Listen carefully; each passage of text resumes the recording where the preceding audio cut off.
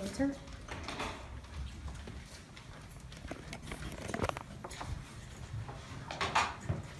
Perfect. All rise. Yes, on the district court for the county of Durham, state of North Carolina is now open to the city for the dispatch of its business. The Honorable Marshall Moray, Judge presiding, God second state, this honorable court. Ladies and gentlemen, you may be seated. Okay, welcome everyone. Good afternoon. This is our Durham District Court. Before we get started on our misdemeanor diversion program, I believe we have a matter from the docket, Madam DA.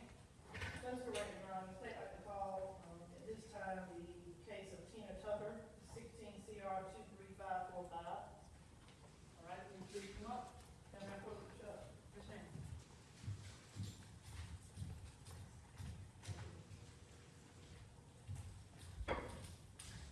You know, this is an open plea. Permission to arraign the defendant. Yes, ma'am. You wait for a reading of the citation, counsel. Yes, it did. How does Tina Tucker plead to misdemeanor larceny and possession of less than half an ounce of marijuana? She was authorized to plead guilty. All right. And Ms. Tucker, how old are you today? I am 18 years old. Okay. All right. Hearing the recitation of the facts. Your Honor, on about June the 8th, 2016, in Durham County, Ms. Tina Tucker was at the mall, the Apple store at the streets of South Point with two other friends when she saw an Apple iPhone having a value of $649. The loss prevention officer spotted them. They were doing suspicious activity. He saw Ms. Tucker place the Apple iPhone in her bag. Before she's past the point of sale, the loss prevention officer stops Ms. Tucker, takes her back to the loss prevention office, does a search, and they found the $649 iPhone and also a less than half an ounce of marijuana in her book bag. She was given a citation, Your Honor, and her first court date was actually on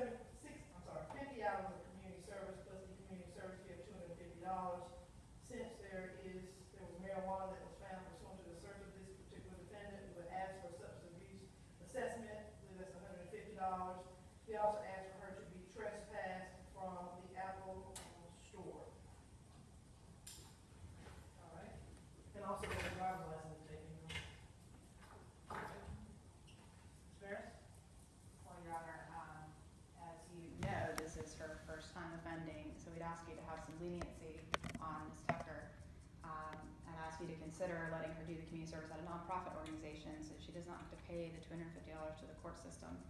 She doesn't have it, she's not working right now. I'd also ask that you not take her driver's license.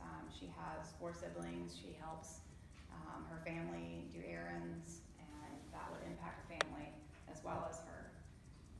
I'd ask that you strike the failure to appear fine, the $200 fine for missing court. You know, she's inexperienced with the system, so I'd ask that you consider doing that as well, Judge. And I do have 2 hours of attorney's fees, which is $110. So, Ms. Tucker, do you understand that the state's giving their recommendation for a 30-day jail sentence? That is to be suspended for probation, which is 1 year of supervised probation that they're recommending, meaning you have to report to a probation officer, and they will monitor you and all special conditions that the DA is asking for as well. 50 hours of community service, and we're concerned about the marijuana, and you would have to get a substance abuse evaluation and follow all recommended treatment. Do you understand those recommendations? Everything you just listed? Yeah. All of it? Yeah. Can I like find a way to half it or Can you what? like take some of it and not all of it, or I have to take all It's of a lot. I can explain it to her again once you order it. Ms. Maris will explain to you what the order is. I am agreeing with the 30 days. Custody of the Durham County Jail, that will be suspended. You will be on probation, all allowed to be 6 months. But during these 6 months, you have a lot to do. You have to do 50 hours of community service through the state community service program. You have to get a substance abuse assessment, follow any recommended treatment. You will have random drug tests by your probation officer. Make sure they are all negative drug tests, because that could be a violation.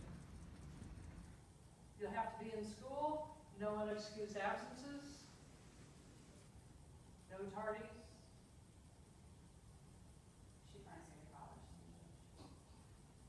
Okay. And here's what the court costs are.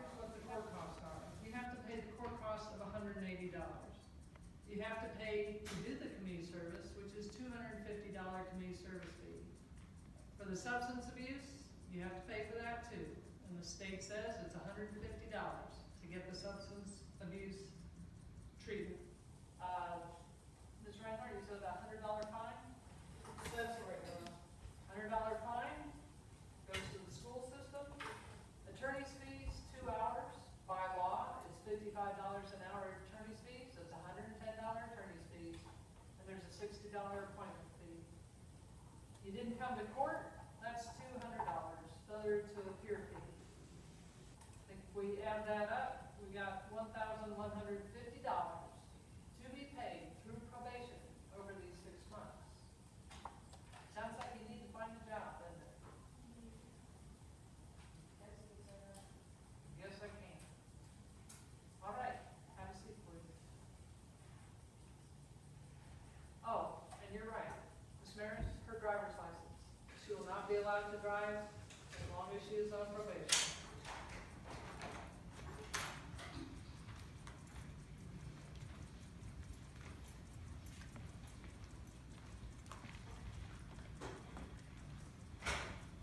All right, thank you.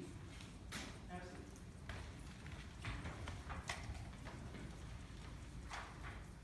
Ladies and gentlemen, welcome to our misdemeanor diversion court. What you just saw is what could happen. This is a young lady who volunteered to stand in to do a case that everything you heard me say, by law, I could do. And we want you to see what the real consequences are for anyone that could get a misdemeanor criminal charge, and what would happen if you came into court on it. So, everyone, breathe a little bit, okay? This is about learning. And I want to introduce you to several of the court people who are involved in this program, and hope by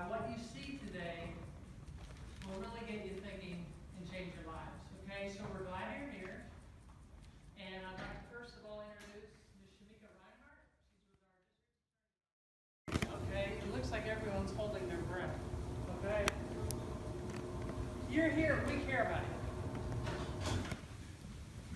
What I did up there looked very harsh and very mean, right? I mean, if I were here, I couldn't comply with that, right?